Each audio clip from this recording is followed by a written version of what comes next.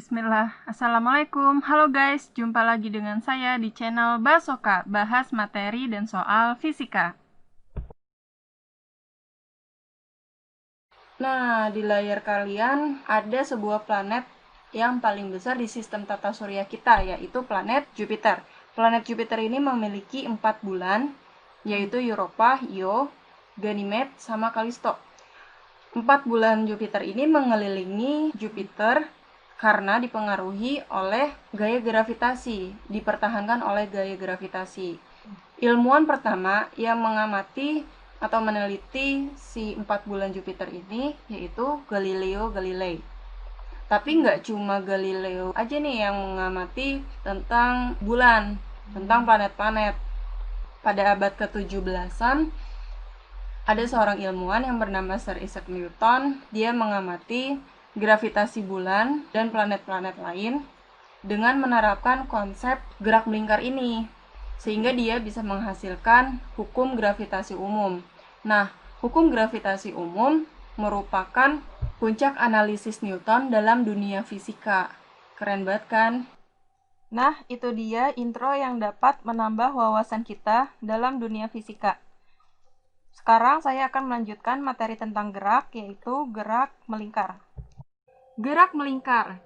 Gerak melingkar merupakan gerak sebuah benda yang lintasannya menyerupai sebuah lingkaran.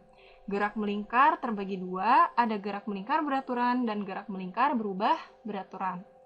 Yang pertama, gerak melingkar beraturan. Jika sebuah benda bergerak dengan kecepatan konstan dan lintasannya berbentuk lingkaran, maka bisa dikatakan benda tersebut bergerak melingkar beraturan. Sebuah benda dikatakan bergerak melingkar beraturan jika memiliki kecepatan linear yang konstan. Arah kecepatan linear ini selalu berubah-ubah karena dipengaruhi oleh percepatan sentripetal dan arahnya menyinggung terhadap jalur lingkaran tersebut.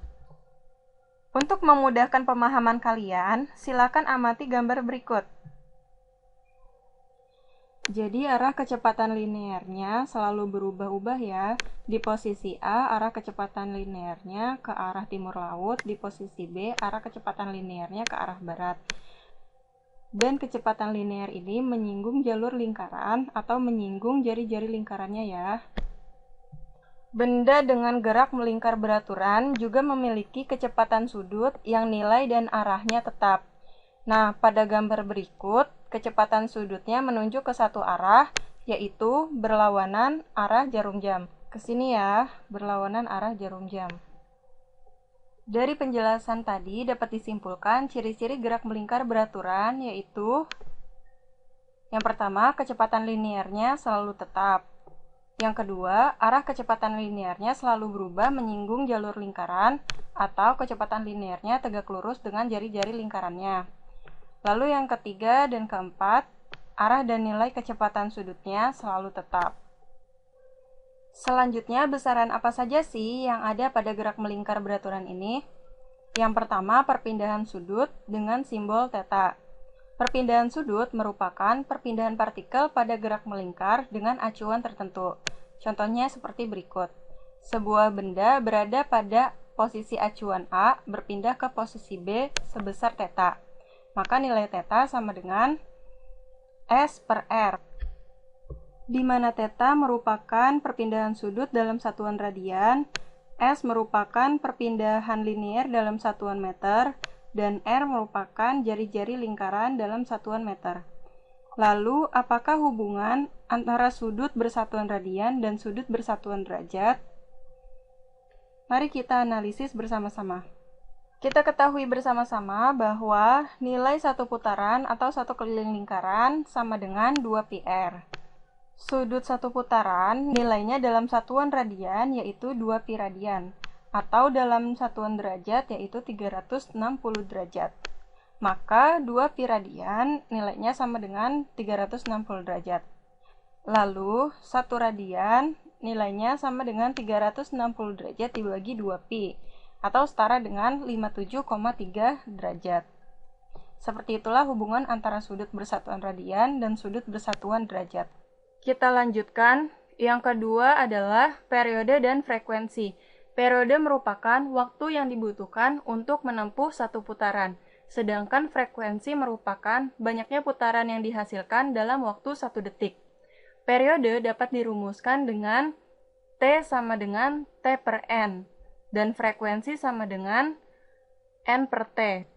Hubungan antara periode dan frekuensi berbanding terbalik, maka T sama dengan 1 per F, di mana T merupakan periode dalam satuan second, F merupakan frekuensi dalam satuan Hertz, T kecil sama dengan lama putaran dalam satuan detik, dan N sama dengan banyaknya putaran. Banyaknya putaran dapat dihitung dengan membagi perpindahan sudut dan 2pi. Next yaitu kecepatan sudut atau kecepatan anguler dengan simbol omega. Kecepatan sudut biasanya dinyatakan dalam satuan RPM, di mana 1 RPM nilainya sama dengan 2 pi rad per menit atau sama dengan 2 pi per 60 rad per detik. Jika kecepatan biasanya didapatkan dengan membagi jarak per waktu, maka kecepatan sudut didapatkan dengan membagi sudut satu putaran per periode, atau sama dengan 2πf. Hubungan antara kecepatan sudut dan kecepatan linier yaitu omega sama dengan v per r, di mana omega merupakan kecepatan sudut dengan satuan rad per second. Yang keempat yaitu kecepatan linier dengan simbol v. Kecepatan linier tegak lurus dengan jari-jari lingkaran yang arahnya selalu berubah-ubah. Kecepatan linier didapatkan dengan membagi keliling lingkaran per periode, atau sama dengan 2πf atau sama dengan omega r, di mana v merupakan kecepatan linier dalam satuan meter per second. Yang terakhir yaitu percepatan sentripetal dengan simbol AS. Kenapa dinamakan sentripetal? Karena arahnya yang selalu menuju ke pusat lingkaran. Percepatan sentripetal ini tegak lurus dengan kecepatan linearnya. Jadi, secara alami, benda itu bergerak dalam lintasan garis lurus. Maka diperlukan gaya ke samping untuk mengubah arahnya. Jadi, fungsi percepatan sentripetal ini adalah untuk mengubah arah kecepatan benda. Percepatan sentripetal dapat dirumuskan dengan AS sama dengan V kuadrat per R atau sama dengan omega kuadrat R. Omega kuadratnya itu 2pi per T, maka 2pi dikuadratkan menjadi 4pi kuadrat, T dikuadratkan menjadi T kuadrat, dan kemudian dikali R. Jadi 4pi kuadrat R per T kuadrat. Di mana AS merupakan percepatan sentripetal dalam satuan meter per second kuadrat. Nah, materi selanjutnya yaitu gerak melingkar berubah beraturan. Semoga bermanfaat. Jangan lupa like, komen, dan subscribe. Dadah, Assalamualaikum.